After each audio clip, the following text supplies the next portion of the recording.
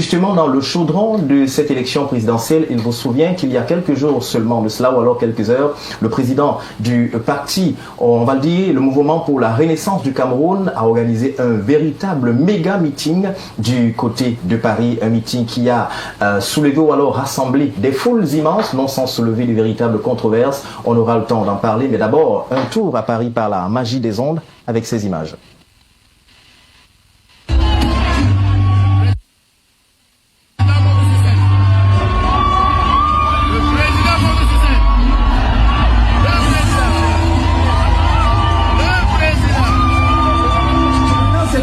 C'est comme une folie.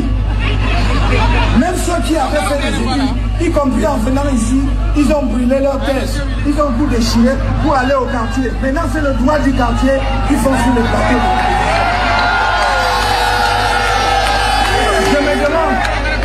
Je me demande, parce que c'est un problème sérieux pour l'éducation de nos enfants, parce que je me demande ce qu'ils enseignent maintenant dans les amphithéâtres. Qu'est-ce qu'ils enseignent à nos enfants dans les amphithéâtres? Voilà le problème aujourd'hui. Alors voilà ces images qui ont été notamment tournées du côté de Paris lors de ce méga meeting. Vous êtes membre de la société civile, Philippe Nanga, une réaction? On a pratiquement entendu le professeur Maurice Kamto qui a parlé entre autres, ou du moins qui s'insurgeait de la posture que prenaient un certain nombre de professeurs du droit, notamment des grandes universités, non seulement du Cameroun et d'ailleurs. Réaction? Je dois dire que je me suis aussi posé cette question, je me suis interrogé. Il y a quelques semaines, j'ai posé la question à un ami qui est juriste. Et je lui disais, je suis très embêté depuis quelque temps dans notre pays. Alors, je ne comprends plus, je croyais qu'on parle de science juridique. Quand on parle d'une science, ça veut dire quand même qu'il y a des protocoles, il y a des normes. Oui. Voilà. Ou c'est ça, comme on dit, ou c'est ça, ou c'est pas ça. Tout à fait. Moi, j'ai dans une autre vie une formation en génie mécanique. Vraiment, voilà, c'est carré. Tout à fait. Les procédés. Le respect des procédés. Mais depuis quelque temps, dans notre pays, c'est extraordinaire de voir comment des enseignants se contredisent sur une question de droit. C'est clair. C'est extraordinaire. C'est terrible. Moi, j'ai ma fille qui fait deuxième année de droit, mais elle est un peu perdue. Parce que finalement, elle ne sait plus à quel sens se vouer. Après, c'est vrai que c'est parein. Il semble qu'il y en a qui répondent dans les amphis quand les étudiants, parce qu'ils enseignent autre chose. Oui. C'est ça qui est un peu bizarre. Ils enseignent autre chose et ils répondent. Certains des jeunes ont fait témoignage que non, quand on pose la question, on fait, mais monsieur, vous avez dit ceci, non, n'écoutez pas ce qu'on dit à la télé, là-bas c'est la politique. Mais sauf que, bon, peut-être la science semble déjà s'inféoler dans la politique. C'est ça. Là, la science est libre. C'est encore très grave de le dire à des étudiants qui vous posent la question, mais monsieur, vous avez dit ceci, pourtant vous avez enseigné cela. Et vous leur répondez, non, ne regardez pas ce qu'on dit à la télé, là on est dans le champ politique. C'est dangereux. Alors, ils sont censés, quand on vient nous inviter ici, c'est pas pour que je défende ma position, c'est pour éclairer l'opinion. Tout à fait. Un média, c'est pas pour faire la propagande. C'est pas un espace de publicité. Ce sont des émissions claires, notamment éducation, sensibilisation et divertissement. Le rôle des médias, c'est d'accompagner, de mobiliser, de construire, d'informer, de former. Oui. Donc, si des gens viennent dire des choses, viennent biaiser la vérité, alors qu'ils sont des référents, c'est extrêmement dangereux. Donc je disais à mon ami qui est juriste, mais alors maintenant, qu'est-ce qu'on fait? Entre vous, là, vous disputez, non c'est ça, non c'est pas ça. Qui dit vrai? Qui est référent dans ce pays finalement? Parce que des gens vous disent, des gens qui disaient hier, ah, tel professeur, c'est notre référent en telle matière. Aujourd'hui, le référent n'est plus écouté. Le référent dit, voici ce que nous devons comprendre de ceci, de la loi. Quelqu'un qui est le présentait comme référent. Parce que entre eux, quand même, les docteurs, les professeurs se disent non, en telle matière, moi je sais par exemple sur les questions électorales, on m'a toujours présenté un enseignant, je crois que c'est Magloire, pas Magloire, Grégoire, quelque chose comme ça, monsieur Ondoa. Ils se reconnaissent entre eux comme étant ceux qui ont des références qui sont vraiment à la hauteur, sinon au plus haut niveau sur certaines matières. Mais que ces gens-là, aujourd'hui, soient remis en question, ça pose... il a raison de dire, c'est dramatique. À la limite, on se pose la question, mais où est-ce qu'on va? Comment on va construire un pays quand vous avez... C'est pareil sur les questions électorales. Vous avez des enseignants qui viennent vous dire autre chose alors qu'ils connaissent que c'est pas ça. Donc parce qu'il faut prendre une position favorable à tel ou tel camp. Je dis pour les jeunes, pour les enfants, c'est grave. Merci Philippe. C'est très grave. Donc sur cette partie-là, j'avoue que quand il parlait, j'ai écouté cette séquence-là, je disais, il y a quelques semaines seulement, j'ai posé la question à un ami qui est juriste, mais où est-ce qu'on va? C'est vrai que mon ami m'a dit, écoute Philippe, parce que je lui ai dit, mais attends, les professeurs, il m'a dit, attention, il faut faire attention parce que tu verras clairement, sinon jamais 2 professeurs agrégés se contredire. Voilà, c'est vrai, en plus. Et il m'a quand même convaincu là-dessus. Merci. Parce qu'il m'a dit, Philippe, observe très bien, tu peux voir un docteur essayer de contredire, mais tu verras jamais 2 professeurs agrégés se contredire. Alors, mais ça semblait être ça parce que on a vu le professeur Abba Oyolo, Chumchwe, qui est pratiquement allé à l'opposé de ce que dit le professeur Eric Macias Onangini. Là, ce sont 2 cas patents, ils sont tous professeurs. On reviendra. Non, j'ai précisé professeur agrégé de droit. Alors, il a dit, vous pouvez. Et ça, j'ai cherché, je n'ai pas encore vu 2 professeurs agrégés de droit qui se contredisent sur. Merci Philippe. Alors, Clément Jo, on a vu ce méga meeting qui a fait énormément parler. C'est vrai qu'il y a pratiquement 2 tendances qui semblent s'opposer. Certains qui estiment effectivement que c'est un meeting qui en valait la peine au regard de la foule que cela a suscité, mais d'autres estiment quand même que on connaît notamment les tendances des Camerounais vivant à l'extérieur et que tout ce qu'on a vu en termes de mobilisation, ça ressemble quand même à une sorte de média mensonge ou alors de machination. Que dites-vous? Non, il faut dire que le pouvoir en place a peur d'une opposition forte. Et il faut comprendre que depuis un certain temps, 8 ans, 10 ans environ, les jeunes s'intéressent à la politique. Les jeunes ont repris espoir à la politique. Les jeunes pensent au devenir de leur pays. Alors, vous ne pouvez pas, entre 2018 et 2025, 7 ans ont passé. 7 ans ont passé, parler de quelqu'un dit qu'il est mauvais, qu'il est médiocre, et chaque fois que vous êtes en train de parler de la même personne, ça veut dire qu'il est gênant. Les gens, j'ai vu des gens faire des statistiques, la population en Europe, les gens sont inscrits ici, les gens sont... Franchement, c'est de l'apôtre du Père et Pépin. En principe, ce gars sait jouer au jeu de dames. Le professeur Kamto sait jouer au jeu de dames. Il est vraiment en train de jouer au jeu de dames et ça nuit énormément au pouvoir en place. Ça fait à ce que vous allez voir bon nombre des Camerounais qui sont contre lui, et c'est tout à fait normal, mais à un certain moment donné, il faut être objectif. Alors justement, en parlant d'objectivité, il y a un fragment, notamment de son passage du côté de Paris, qui a également fait les choux gras d'une certaine presse. Justement, lorsqu'on revient sur ces éléments du Sénégal, le professeur Maurice Kamto dit, justement, il faut suivre, veiller sur les élections, quitte à ce que, jusqu'à ce qu'il y ait un changement, en prenant l'exemple sur les 50 morts du Sénégal. Alors, beaucoup ont analysé ou alors interprété ça comme une sorte d'insurrection, d'appel à l'insurrection.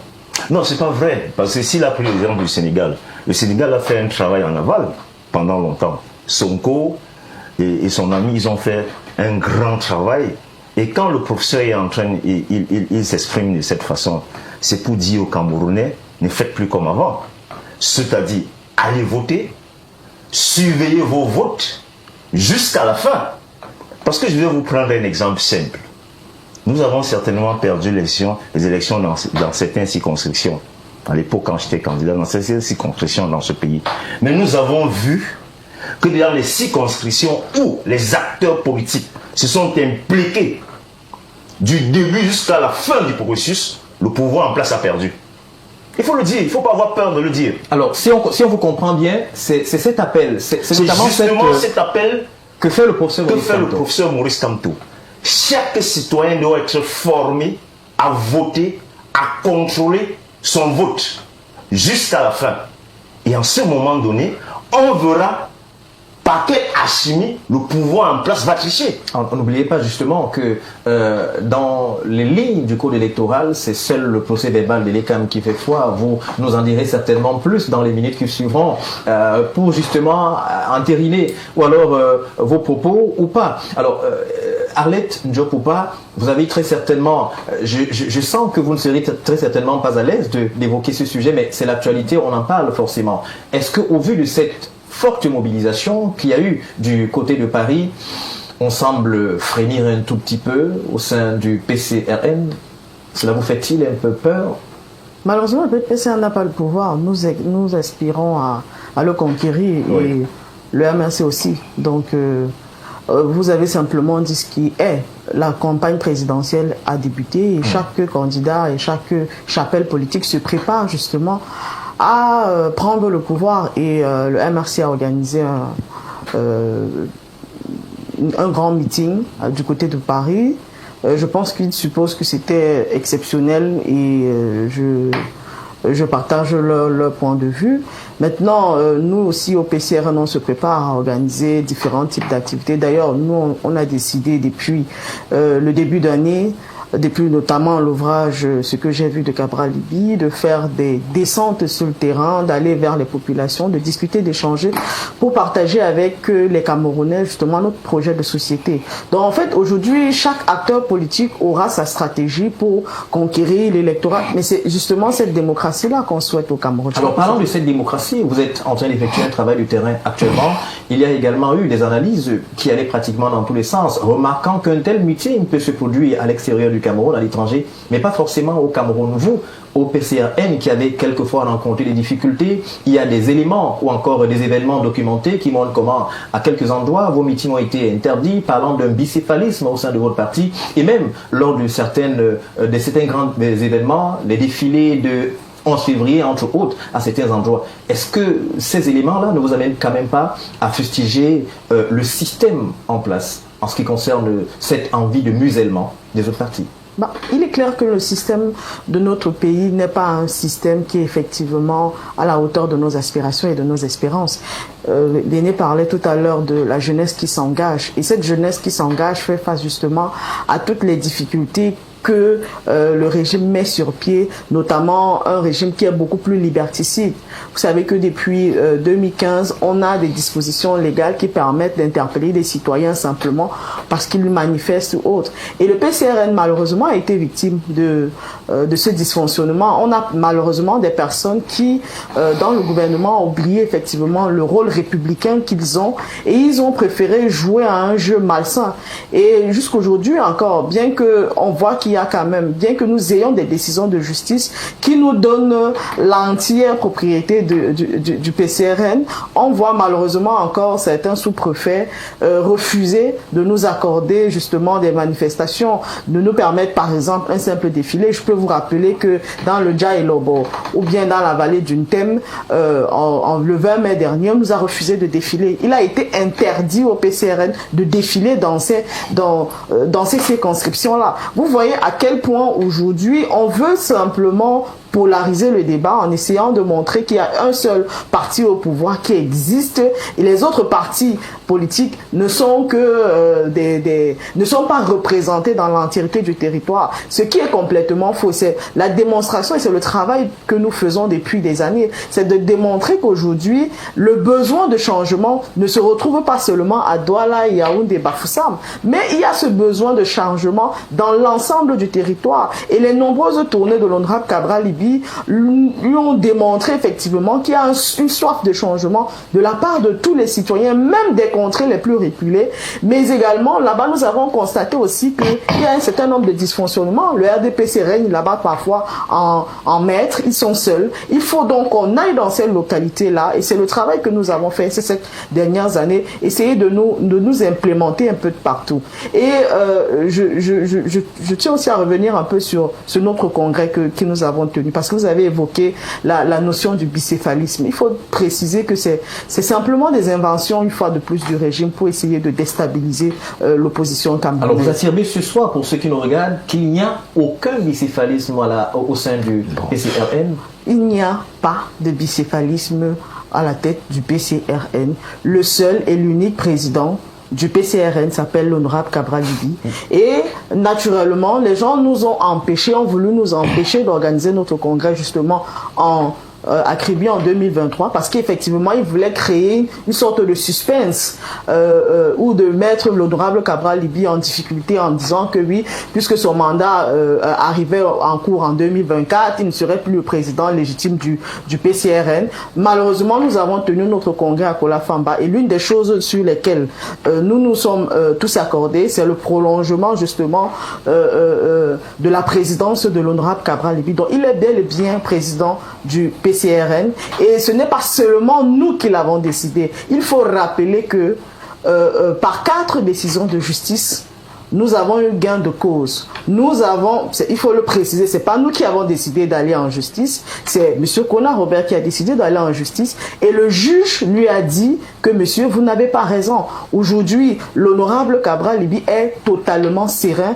et il est conscient que, effectivement, les gens essaieront toujours de construire un discours. Parce que là, maintenant, la seule arme qui leur reste, c'est effectivement la construction du discours médiatique. C'est d'essayer de créer, justement, de la manipulation en essayant à chaque fois d'envoyer des messages, des quiproquos pour essayer de créer le doute. Mais le doute, il n'existe pas. Les militants du PCRN se reconnaissent et reconnaissent un seul leader. Et je crois que en dehors de nous qui sommes militants, vous ne l'êtes pas. Nous sommes militants. Donc s'il y a quelqu'un qui peut parler avec autorité du PCRN, c'est bien nous. Et nous ne reconnaissons qu'un seul leader. Il s'appelle l'honorable Cabral Libye. Arlette Ndjokoupa. Alors, Philippe Nanga, l'élection présidentielle d'octobre approche à grands pas. Vous qui êtes de la société civile, très certainement, vous êtes en quelque sorte le porte-voix des populations que vous côtoyez au quotidien.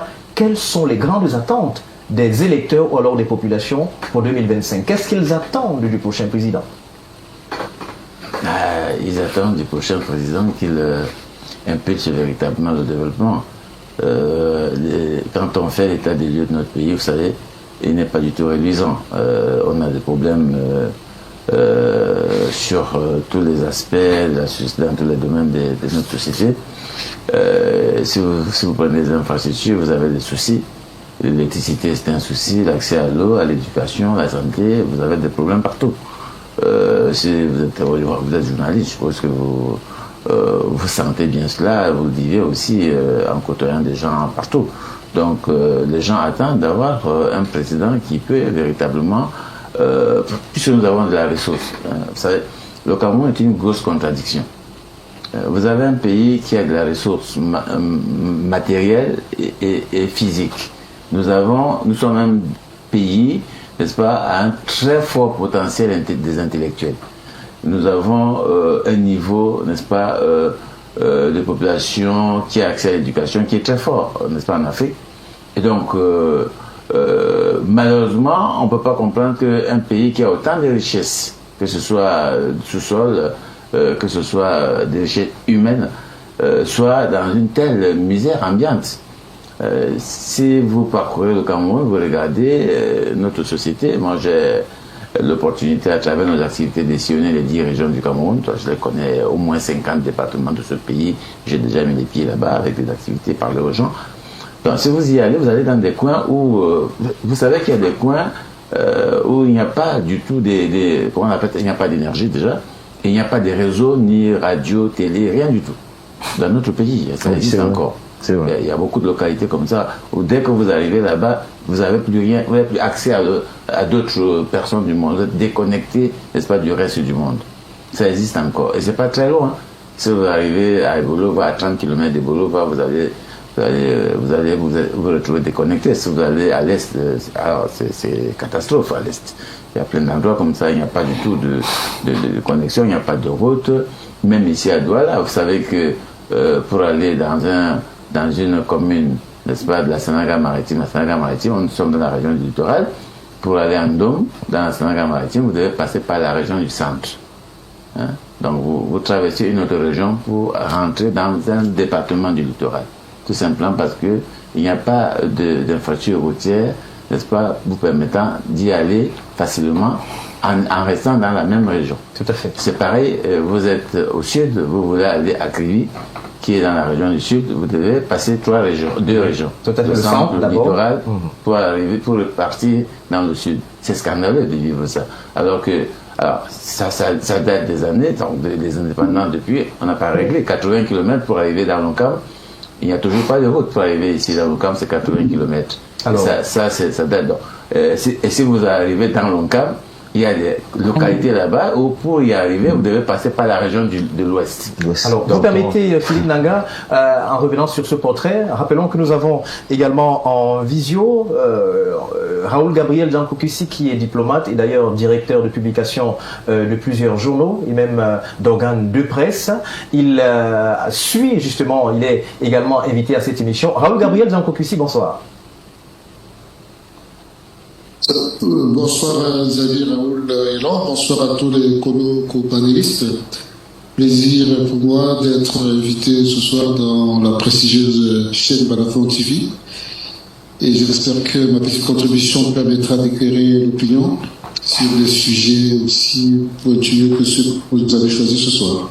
Alors, Raoul Gabriel, nous avons dit, vous êtes diplomate, vous avez été pendant de longues années, notamment directeur du BIT pour l'océan Indien et dans la ville, votre ville natale, à savoir Konsamba, vous êtes promoteur de plusieurs organes de presse. Alors, en tant que diplomate, nous sommes à l'approche des élections présidentielles. Vous qui avez vécu à l'étranger, quelles peuvent être les attentes, notamment des populations qui sont à l'étranger à ce moment, Raoul Gabriel Jankokussi? Vous avez dit, je suis diplomate, c'est très bien dit. Et la diplomatie, le diplomate se caractérise par la réserve. Cela dit, je suis Camerounais, bien que diplomate. Je pense que tous les Camerounais, qu'ils soient de la diaspora, qu'ils soient nationaux, qu'ils soient vivants au Cameroun, doivent pouvoir participer de manière active aux prochaines élections qui marquent un tournant dans la vie politique de notre pays. Le chef de l'État lui-même avait dit que son mandat marquera un tournant très important dans la vie politique de notre pays. Donc nous devons être tous participants, acteurs, actifs de ce changement, de ce tournant important de la vie de notre pays. Alors, donc en tant qu'ancien diaspora, en tant qu'acteur actif de la vie politique, économique, académique de notre pays, j'appelle tous les jeunes, tous les Camerounais à participer de manière très active aux prochaines élections. Alors, parlant d'élections, vous avez parlé de la diaspora, le mot est sorti de vous. On a vu une forte mobilisation, Raoul Gabriel Jankokussi, de la diaspora. Est-ce qu'on peut lire, on peut sentir émaner l'odeur d'une volonté ou encore une grande volonté de changement?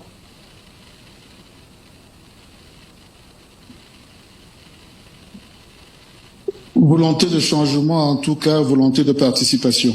Je pense qu'il faudra prendre les choses plutôt dans ce sens-là. Le changement, je ne sais pas de quel changement vous voulez parler. Je pense que dans l'opinion, dans la vision, les gens disent changement, c'est de changer le président Paul Biya, c'est de changer le système en place. Ce qui est important, les Camerounais changent dans le bon sens du terme. Quel que soit celui qui sera là, quel que soit le système qui sera là, quel que soit le parti politique qui sera là, il faudrait que dans le programme qu'ils auront à développer, que nous les étudions, que les Camerounais, que l'opinion publique sentent ce vent d'amélioration de leurs conditions de vie dans tous les sens. C'est ce changement-là dont il est question. C'est l'amélioration des conditions de vie, à la fois économique, à la fois sociale, à la fois universitaire, à la fois politique, dont les gens ont besoin. Après, celui qui est là, le système qui est là, le parti politique qui est là, importe peu. Le plus important, les Camerounais ont vraiment besoin de voir leurs conditions, leur situation s'améliorer. Alors, parlant de l'amélioration de ces situations, s'il fallait justement revenir sur un ou deux cas, Raoul Gabriel, est-ce que le secteur sanitaire aujourd'hui est une priorité? Est-ce que le secteur de l'éducation reste une priorité? Ou même le secteur de l'emploi et surtout la lutte, pourquoi ne pas le dire, contre la corruption? Est-ce qu'on peut dire que ce sont là les grands défis auxquels, ou alors sur lesquels le prochain président devra s'attaquer avec force? Tous ces chantiers sont prioritaires, tous ces chantiers sont importants et quel que soit celui qui sera là, il devra en toute urgence s'occuper de ces points que vous avez cités. Moi, aujourd'hui, en tant que secrétaire exécutif de l'Association nationale des institutions privées d'enseignement supérieur du Cameroun, je vois une urgence à la réforme de tout le système de l'enseignement supérieur au Cameroun. Nous avons la chance d'avoir une nouvelle loi proclamée par le chef de l'État le 25 juillet 2023 sur l'orientation de l'enseignement supérieur. Cette loi est totalement révolutionnaire et c'est le chemin que nous devons emprunter. Mais à côté de la loi ou avec la loi, il y a tout un vaste chantier de réformes qu'il faut engager, notamment dans les programmes de formation au niveau de la formation universitaire professionnelle, puisque l'orientation aujourd'hui, c'est l'université entreprise, c'est le statut étudiant-entrepreneur. Il est important donc que des réformes soient organisées dans le système de l'enseignement supérieur dans cette direction-là. Et il y a un point particulier concernant la formation médico-sanitaire pour lequel nous souhaitons, en tant qu'ANIPES, nous souhaitons qu'il y ait vraiment une réforme à la fois des textes, à la fois des programmes d'enseignement et une harmonisation de tous les acteurs et de tous les programmes qui sont prévus pour la formation des personnels médico-sanitaires au Cameroun. Alors, on reviendra à vous dans... Vous avez raison, que ce soit dans le domaine de l'enseignement, que ce soit dans le domaine de politique, économique, il y a des grandes réformes qui sont attendues. Merci Raoul Gabriel, vous ne quittez pas, vous restez avec nous, nous vous revenons dans un instant. Alors Clément Jo, on parle des réformes et notamment entre autres réformes sur lesquelles il faudra peut-être s'attaquer. Il y a les questions notamment de la transparence. Est-ce qu'aujourd'hui il n'y a pas urgence à ce qu'une mécanique puisse se mettre en place pour que véritablement on puisse respirer le parfum d'une transparence dans le processus électoral au Cameroun parce que plusieurs formations politiques s'en plaignent? Je pense qu'il faut déjà rompre avec le système néocolonial. Vous savez, beaucoup des chefs d'État africains sont les sous-préfets de la France. Et ça fait à ce que toutes les réformes que nous faisons, c'est du copier-coller. Quand vous prenez par exemple le système LMB, c'est le système français. Quand un enfant a fait 2 ans à l'université, il a un BTS. En principe, qu'est-ce qu'il peut faire avec son BTS? C'est les réactions. C'est en ce moment-là qu'il nous faut en principe un président révolutionnaire. Il faut tout révolutionner au Cameroun. Nous avons les terres arabes, nous avons l'éducation, nous avons l'électricité, nous avons l'eau, nous avons les infrastructures. C'est un grand chantier. Vous avez donc un système que depuis 43 ans, il est là si vous voulez aller plus loin. Ce patriarche, si vous voulez bien regarder, ce patriarche est nommé secrétaire général à la présidence de la République en 1968. Il cumule 2 postes, directeur du cabinet civil et secrétaire général jusqu'en 1972. 1975, premier ministre. Tout à fait. 1982, président de la République. Si vous prenez de 1968 à aujourd'hui seulement, où il a occupé les plus hautes fonctions, j'ai envie de dire que son prédécesseur était peut-être un mauvais gestionnaire, autant pour moi. N'est-ce pas? Lui qui avait été à côté d'Aïdjo, il aurait dû corriger toutes ces erreurs-là. Puisqu'il occupait des postes clés, c'était des postes clés. C'est-à-dire qu'il était au four et au moulin. S'il avait constaté que son prédécesseur avait des difficultés, quand il aurait pris le pouvoir en 82, il aurait corrigé ces difficultés-là. Mais, en tout état de cause, nous nous sommes trouvés plus pire. Aïdjo, c'était un farouche dictateur, ça c'est clair, mais nous nous sommes trouvés dans des situations plus pires, pour certains, qu'au temps d'Aïdjo. C'est quand même fort ça. Mais non, c'est pas fort, il faut dire la réalité. Il y a quand même que les Camerounais, du nord à l'ouest, du sud, du centre, tous allaient gratuitement à l'université. Est-ce que vous savez qu'en 1989-1990, la bourse a été supprimée à l'université? C'est-à-dire seulement 7 ans, ou seulement 7 ans que Biya ait pris le pouvoir. Et c'est là où a commencé toute la révolte au Cameroun. Alors, ça veut dire qu'en ce moment-là, le fils du paysan ne pouvait plus aller à l'école. On supprime, non seulement on supprime la bourse, Mais l'université monte à 50 000 francs CFA. C'est-à-dire de 0 à 50 000 francs, tout d'un coup. Mais le petit planteur qui avait la capacité de pouvoir envoyer son enfant dehors, est-ce que vous savez que tous ceux qui nous dirigent, ce sont des fils de planteurs? Ils ont reçu les bourses. Exactement. Aujourd'hui, les bourses existent, sauf que c'est à tête chercheuse. Vous allez trouver certaines personnes qui vous disent, moi j'ai été boursier. Mais comment a-t-il fait pour être boursier? C'est ça la réalité. Or, nous savons tous que pour révolutionner un pays, on commence par l'éducation. C'est la première chose. Quelle est la pépinière que vous formez pour, si nous disons que la jeunesse est le fer de lance de la nation, quelle est la pépinière que nous formons pour demain?